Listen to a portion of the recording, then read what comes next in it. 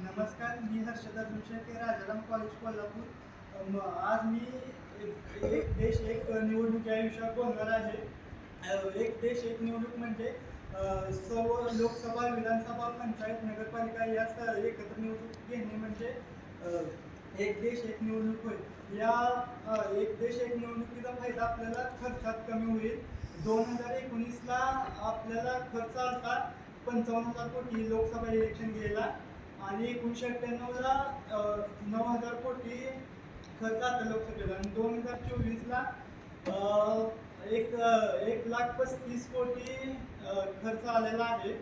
आणि यात आपण ही एक देश एक निवडणूक घेतल्यामुळे आपण तो खर्च राहिलेला 7,500 ते 12,000 कोटी रुपये शिल्लक राहतात. तो शिक्षण, आरोग्य आणि कृषी क्षेत्रात आपण तो वापरू शकतो, आणि देशाच्या विकासासाठी आपण मदत करू शकतो. आणि भ्रष्टाचार या एक देश एक निवडणूक यामुळे भ्रष्टाचार कमी होऊ शकतो. धन्यवाद.